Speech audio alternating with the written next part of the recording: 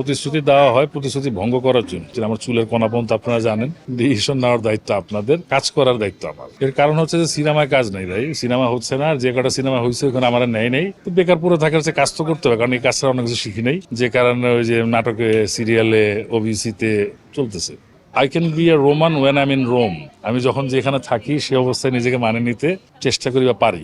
এটা একটা আজকে একটা ডকুমেন্টারি শুটিং করতেছি পরিবেশ এবং জলবায়ুর উপরে। পরিবেশ এবং জলবায়ুর আজকের যে পরিবর্তনের ফলে আজকে যে ঝুঁকিতে পড়েছে সেটার উপর একটা ডকুমেন্টারি হচ্ছে, ওটা ডকুমেন্টারি প্রকাশ। শিল্পী সমিতির আগামী নির্বাচনে যদি খুব বড় ধরনের কোনো ব্যতিক্রম বা কোনো দুর্যোগ না ঘটে তাহলে সভাপতি পদে নির্বাচন করতেছে।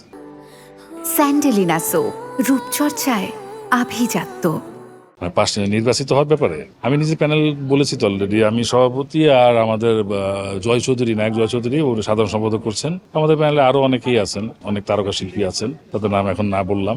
আশাবাদী আমি থাকতেই পারি, কারণ 30টা বছর এই শিল্পীদের সবার সাথে কাজ করেছি, চেষ্টা করেছি কারো কারো যদি কোনো সুবিধা অসুবিধা থাকে, সুখে দুঃখে তাদের পাশে থাকার যতটুকু আমার সামর্থ্য ছিল, সক্ষমতা ছিল, তা দিয়ে তাদের পাশে থাকার চেষ্টা করেছি। এবং আমি বিশ্বাস করি যে সেই ভালোবাসা এবং যে দায়িত্ব নিয়ে আমি তাদের পাশে ছিলাম, তারা সেটার আমাকে বিমুখ করবে না, আমাকে তারা সমর্থন করবে। দেখেন, প্রতিশ্রুতি দেওয়া হয় প্রতিশ্রুতি ভঙ্গ করার জন্য। আমার কর্মকাণ্ড কি হওয়া উচিত সেটা আমি আপনাকে বলতে পারি, প্রতিশ্রুতি দিব না, কারণ প্রতিশ্রুতি তো বললাম তো প্রতিশ্রুতি দেওয়া, প্রতিশ্রুতি ভঙ্গ করার জন্য। আমার কর্মকাণ্ডটা হবে বর্তমানে যে চলচ্চিত্রের ব্যবসায়িক সংকট বা দুরবস্থার কারণে আমাদের শিল্পীরা বেশিরভাগই কর্মহীন হয়ে পড়েছে, এবং এর মধ্যে কিছু শিল্পী তারা বিভিন্ন সংকটে জীবন যাপন করছে। তো আমি এটা বলতে পারবো না যে আমি সভাপতি নির্বাচিত হলে তাদের সবাইকে আমি কাজ দেবো, তাদের কোনো অভাবে না থাকে, কারণ সেটা সম্ভব না। আমি প্রযোজক না, আমি প্রযোজক নাই, পরিচালক না, আমি একজন পেশাদার শিল্পী।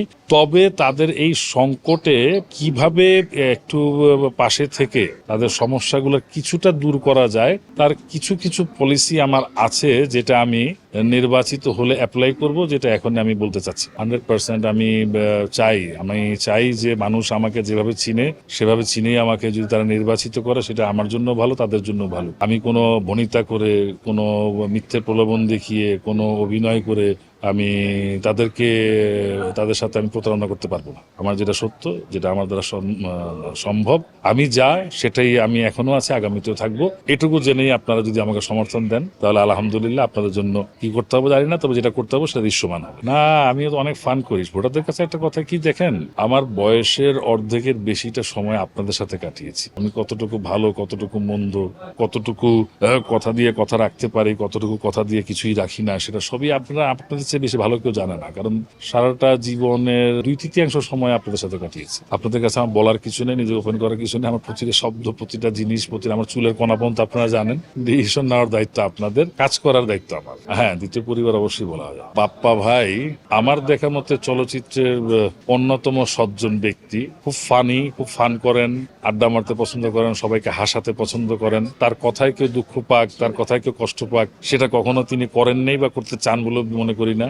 অনেক বড় ব্যাপার। তার আব্বা আমাদের সকলেরই অতি শ্রদ্ধেয়, অতি প্রিয়, অতি ভালোবাসার বাংলাদেশ চলচ্চিত্র শিল্পী সমিতির প্রতিষ্ঠাতা সভাপতি। বাংলাদেশের চলচ্চিত্রের নাম মুখে আনলে যার নামটি প্রথমেই মুখে নিতে হবে তিনি হচ্ছেন নায়ক রাজ রাজ্জাক। তার সন্তান উনি। আপা ভাইয়ের অনেক স্ট্রং ব্যাকগ্রাউন্ড, অনেক স্ট্রং ইনভলভমেন্ট চলচ্চিত্রের সাথে।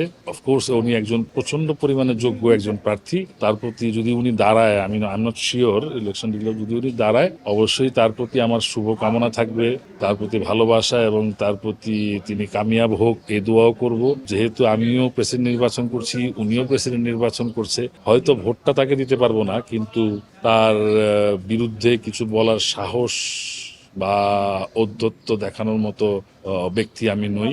তাকে আমি প্রচন্ড শ্রদ্ধা করি, ভালোবাসি, সম্মান করি। আমার সমস্ত সিনিয়রদেরকে আমি সম্মান করি, যেমন আমিন ভাইকে করি, অমিত ভাইকে করি, মিশা ভাইকে করি, ওনার সমসাময়িক যারা আছেন, ওমর সানি ভাই, মৌসুমী আপা, সবার প্রতি আমার যেমন সম্মান, বাপ্পা ভাইয়ের প্রতিও তেমনই সম্মান, ভালোবাসা। আমি সিনিয়রদের বিরুদ্ধে কিছু বলতে পারবো না, বলা শিখিনি।